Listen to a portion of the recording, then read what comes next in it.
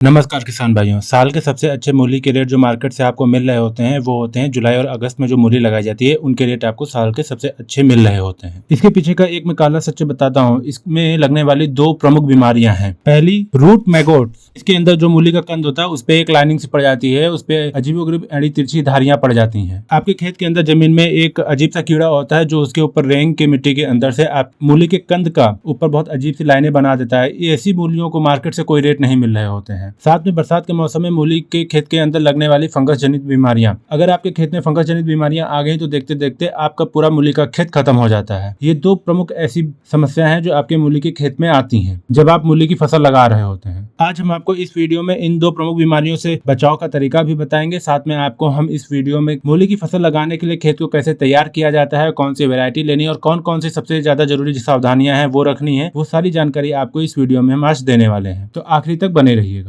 तो नमस्कार किसान भाइयों, आप सबका स्वागत है हमारे YouTube चैनल किसान वाला जंक्शन में। अगर अभी तक आपने हमारे YouTube चैनल किसान वाला जंक्शन को लाइक और सब्सक्राइब नहीं किया हुआ है तो सब्सक्राइब कर लीजिए। साथ में दूसरे किसान भाइयों के साथ भी इस चैनल को शेयर करिए ताकि वो भी यहाँ से जानकारी प्राप्त करके अपना लाभ उठा सकें। चलिए अब बात करते हैं मूली की फसल के बारे में। चलिए सबसे पहले बात करते हैं कि मूली की फसल के लिए कौन सा खेत का चयन किया जाए। तो किसान भाइयों, मूली की फसल एक बरसात की फसल है तो इसमें आपको ऐसे खेत का चयन करना चाहिए जिसमें आपका पानी का भराव बिल्कुल ना हो। अगर आपके खेत में पानी का भराव होता है तो आपकी मूली की फसल निश्चित तौर पे खत्म हो जाएगी, उसमें बहुत बड़ा आप नुकसान झेल जाएंगे। इसके बाद जो बात आती है वो ये बात आती है कि खेत की तैयारी कैसे करें। तो किसान भाइयों, खेत को तैयार करने के लिए सबसे पहले आपको जो करना होता है वो होता है आपको अपने खेत की अच्छे से जुताई करनी होती है। कोई भी ऐसी कंदवर्ग की जो फसलें होती है उसमें आपको खेत की जुताई बहुत अच्छे से करनी होती है, भले वो आलू हो या मूली हो या और भी कोई कंदवर्गी फसलें हैं, उनमें आपको खेत की जुताई बहुत अच्छे से करनी चाहिए, तभी आप उससे एक बहुत अच्छा उत्पादन प्राप्त कर सकते हैं। आपका खेत जितना अच्छे से जोता गया होगा उसमें आपकी जो मूली होगा वो लंबा और नीचे की ओर जाएगा और मूली बहुत अच्छी मोटी तगड़ी निकलेगी।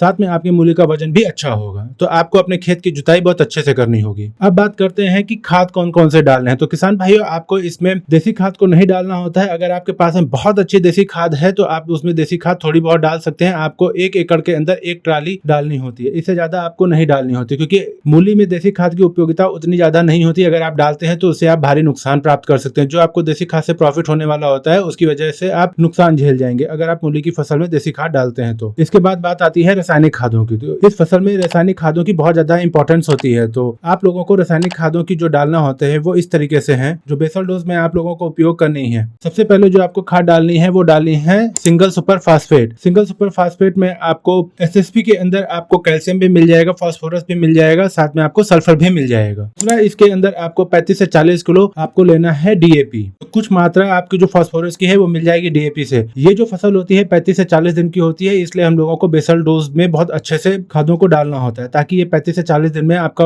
हार्वेस्टिंग करके आप इसे मार्केट में ले जाकर बेच सकें। किसान भाइयों, जो आपको तीसरा खाद देना है वो है आपका म्यूरेट ऑफ पोटाश। इसको आपको 20 से 25 किलो पर एकड़ के हिसाब से देना है। ये खाद बहुत ज्यादा जरूरी होती है। किसान अक्सर ये खाद नहीं डालते हैं, लेकिन ये खाद आपको डालना बहुत जरूरी होता है। साथ में आपको इसमें कुछ इंसेक्टिसाइड भी आपको मिलाने होंगे अपनी बेसल डोज में, ताकि आगे चल के लगने वाले जो बीमारियां हैं वो आपकी फसल में कम लगे। जैसे रूट मेटोड है, 5 किलो आप कार्बीफ्यूरान ले लीजिए या फिर आप कार्पेट हाइड्रोक्लोराइड ले लीजिए। उन्हीं खादों को लेकर अपने बेसल डोज के अंदर मिलाकर अपने खेत में छिड़क दीजिए। ये जितनी भी मात्रा मैंने आपको बताई है, मैंने पर एकड़ के हिसाब से आपको बताई है। बहुत से खेतों के अंदर ये देखा गया है जब हम मूली को उखाड़ते हैं तो वो काली पड़ जाती है। तो उस कालेपन से बचाव करने के लिए आप लोगों को क्या करना होगा, तो आपको अपने बेसल डोज के अंदर 1 किलो थाइपेट मेथाइल या फिर आप 1 किलो कार्बेंडिज्म, इनको बेसल डोज में मिलाकर अपने खेत के अंदर छिड़क दीजिए। फिर उसके ऊपर से अपने खेत की अच्छे से जुताई करके उस पर पाटर लगा दीजिए। अब बात करते हैं मेथड की। किसान भाइयों, अगर आप अपनी मूली की फसल को फ्लैट सरफेस पे लगा देते हैं तो संभावना बढ़ जाती है कि आप अपनी मूली की फसल में नुकसान झेलने की, आप उसमें फेल होने की। कोशिश कीजिए कि आप लोग या तो बेड निकाल कर अपनी मूली की फसल लगाइए या मेड़ निकाल कर लगाइए। मेरे हिसाब से आप मेड़ निकाल कर ही अपनी फसल लगानी चाहिए। एक मेड़ से दूसरे मेड़ के बीच की जो दूरी रखनी है वो रखनी है 15 इंच। आप लोगों को मेड़ के दोनों तरफ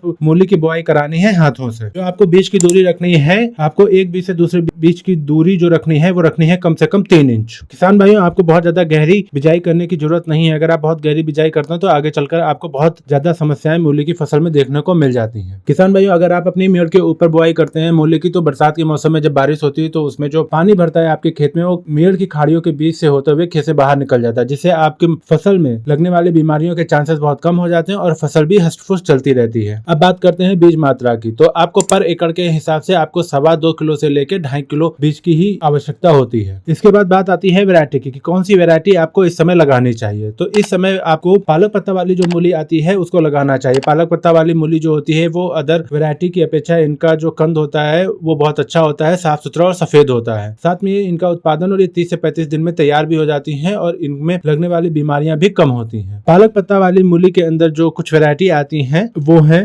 शंगरू कंपनी की आती है 1201, चकाटा कंपनी का आता है 0027, माने की आती है फर्राटा के नाम से। अगर आप अगस्त के महीने में बुआई करने जा रहे हैं मूली की तो आप कटवा पत्ते वाली मूली की बुआई कर सकते हैं जो सजिंटा कंपनी की आती है, आइवरी व्हाइट है। साथ में माइको कंपनी की भी आती है, श्री राम की भी कंपनी की आती है। तो आप लोग अपने एरिया में देख लीजिए कौन सी मूली के सीड्स अच्छे चल रहे हैं, आप उनको लगा सकते हैं। किसान भाई, मूली की बुआई तो हो चुकी है लेकिन मूली की बुआई के बाद में एक सबसे खास बात आती है, वो आती है खरपतवार नियंत्रण की। तो खरपतवार नियंत्रण करने के लिए आप लोगों को मूली की बुआई करने के 1 से 2 दिन बाद 1 लीटर पेंडामेंथिलिन जो स्टॉर्म के नाम से आती है उसको आप अपने खेत के अंदर स्प्रे कर दीजिए और पीछे से आप अपने खेत में सिंचाई कर दीजिए। या फिर आप सिंचाई कर चुके हैं तो आप लोग 24 से 30 घंटे के अंदर अंदर अपने खेत के अंदर इसको स्प्रे कर दीजिए। तो जब तक आपकी फसल खत्म होगी तब तक आपको खरपतवार की समस्या देखने को ही नहीं मिलेगी अगर आप इस तरीके से करते हैं तो। फिर इसके बाद में 3 से 4 दिन बाद जब हमारी मूली की फसल जर्मिनेट हो जाती है उस दिन से लेके आगे के जो 20 दिन होते हैं वो बहुत ज्यादा खतरनाक होते हैं। जिन लोगों ने इस समय सावधानी रखी वो तो मूली से बहुत अच्छा उत्पादन प्राप्त कर लेते हैं, लेकिन जो इस समय लापरवाही खा जाते हैं वो अपनी मूली की फसल से बहुत ज्यादा नुकसान झेल जाते हैं। तो आपको इस समय बहुत ज्यादा ध्यान रखने की आवश्यकता होती है। जो किसान भाई इस समय अपनी फसल को बचा ले जाता है और ध्यान दे जाता है वो तो लाखों रुपए पर एकड़ के हिसाब से कमा रहा होता है, और जो किसान भाई अपनी फसल को इस समय पे मैनेज नहीं कर पाता, थोड़ी भी लापरवाही कर जाता है, वो पूरी तरीके से नुकसान झेल जाता है। जैसे ही आपकी फसल जर्मिनेट हो जाती है, जर्मिनेट होने के 1 से 2 दिन बाद आपको एक स्प्रे करनी होती है। एक स्प्रे आता है मोनोक्रोटोफॉक्स, आधा ml या 1 ml पर लीटर के हिसाब से आपको लेना होता है। इसके साथ में आपको एक फंजीसाइड लेना होता है, जैसे एंट्राकोल आता है, आपको 1 ग्राम पर लीटर के हिसाब से उसको ले सकते हैं। या फिर साफ पाउडर आता है, उसको भी आपको 1 ग्राम पर लीटर के हिसाब से लेना है और आपको अपने खेत में स्प्रे कर देना होता है। फिर किसान भाइयों, आपको जो आपने पहली स्प्रे ये वाली की उसके तीसरे चौथे दिन बाद आपको एक और स्प्रे करनी होती है। इसके अंदर भी आपको इंसेक्टिसाइड ले लेने होते हैं, जैसे थाइमेथाक्सोन हुआ, या फिर जैसे मैंने आपको बताया इमिडा ले सकते हैं, या फिर प्रोफेक्स सुपर आती है आप वो भी ले सकते हो। इनमें से आप कोई भी इंसेक्टिसाइड ले लीजिए। और जो आपको फंजीसाइड लेना है उनमें से आपको थाइफेड मेथाइल जो रोको के नाम से आता है, इसको आपको अपने खेत में स्प्रे करना होता है। इसके बाद में आपको फिर 2-3 दिन बाद आपको अपने खेत में जो स्प्रे करना होता है उसके अंदर आपको आपके जो इंसेक्टिसाइड्स हैं उनको तो आप इन्हीं को चलाते रहो, लेकिन जो आपके फंजीसाइड हैं उनका जो स्टैंडर्ड होता है, उनका जो टेक्निकल होता है, उनको आपको लगातार बढ़ाते रहना होता है। फिर जो हमें अगली स्प्रे करनी है उसमें आप रेडीमेड गोल्ड ले लीजिए जो सिंजेंटा कंपनी का आता है। किसान भाई, आपको अगर ऐसा लग रहा है कि आपके जो पौधे हैं वो कुछ मुरझाए हुए लग रहे हैं और आपने ये भी देखा कि आपके खेत में कुछ देर के लिए पानी ठहरा हुआ था और ह्यूमिडिटी ज्यादा है, तो उसके लिए आप लोगों को बगैर कोई देरी किए हुए आप लोगों को अच्छे फंजीसाइड जैसे आपका नेविटो है, फिर एमिस्टार टॉप, मतलब ये है कि जो अच्छे स्टैंडर्ड आते हैं, स्टैंडर्ड साइड के फंजीसाइड आते हैं, उनकी तरफ आपको जाना होता है, आपको उनका स्प्रे करना होता है अपने खेत में। किसान भाई, ये बात मैं मानता हूँ कि अगर आप इन सबका उपयोग करते हैं थोड़ा सा खर्च आ जाएगा, लेकिन ये वो विधि है जिसके थ्रू अगर आपके खेत में बीमारी आ भी गई है ना तो आप इनका स्प्रे करते हैं तो एक झटके के अंदर ये आपके खेत से बीमारी को हमेशा के लिए खत्म कर देंगे, जिससे आप एक अच्छा उत्पादन प्राप्त कर पाएंगे। किसान भाइयों, अगर आप हल्के फुल्के टेक्निकल के ऊपर चले गए तो आप देखते देखते आपका खेत खत्म हो जाएगा। आपका सुबह कुछ और दिखेगा, शाम को कुछ और दिखेगा। तो आप लोगों को इस बात का ध्यान जरूर रखना है कि आप लोगों को हल्के फुल्के टेक्निकल्स का उपयोग नहीं करना है। अगर आपके खेत में कोई बीमारी दिख रही है तो आपका जो खेत होगा वो पूरा पानी बन जाएगा। अगर आप हल्के टेक्निकल्स यूज करते हैं, आप पत्तियां उखाड़ेंगे और नीचे आपको जड़ में कुछ नहीं मिलने वाला है। तो आप लोगों को दूसरा, जब आप इसकी सिंचाई करो तो बहुत हल्की हल्की करो, मिनी स्प्रिंकलर के थ्रू बहुत हल्की हल्की सिंचाई करनी होती है। जब हमारी फसल 10-12 दिन की हो जाती है तब आपको इसमें एनपीके 19-19 को अपनी खड़ी फसल के ऊपर आप स्प्रे कर दीजिए, ताकि हमारी फसल को नाइट्रोजन भी मिल जाए, फास्फोरस भी मिल जाए, पोटास भी मिल जाए ऊपर से फोलियर स्प्रे के थ्रू। किसान भाइयों, अगर आपको लग रहा है कि आपकी फसल में थोड़ा थोड़ा सा पीलापन भी दिखाई दे रहा है तो आप उसके लिए आप जिंक ले सकते हो। चिलेटेड रूप में आपका जो जिंक आता है उसको भी अपने एनपीके के अंदर मिक्स करके उससे भी आप स्प्रे कर सकते हैं। ये काम कर लीजिए आप, निश्चित तौर पे आप मूली की फसल से एक बहुत अच्छा उत्पादन प्राप्त करेंगे और 30 से 35 दिन बाद, 40 दिन बाद आप जब मार्केट में अपनी मूली को सबसे पहले बेचकर बहुत अच्छा मुनाफा उठा रहे होंगे। आप लाखों रुपए पर एकड़ के हिसाब से अपनी मूली की फसल से कमा सकते हैं। अगर आपको हमारे द्वारा दी गई जानकारी अच्छी लगी है तो वीडियो को लाइक और कमेंट करिए, साथ में दूसरे किसान भाइयों के साथ में इसको ज्यादा से ज्यादा शेयर करिए ताकि वो भी इसको देखकर अपना लाभ उठा सकें। और अगर अभी तक आपने हमारे चैनल को सब्सक्राइब नहीं किया है तो सब्सक्राइब कर लीजिए। धन्यवाद।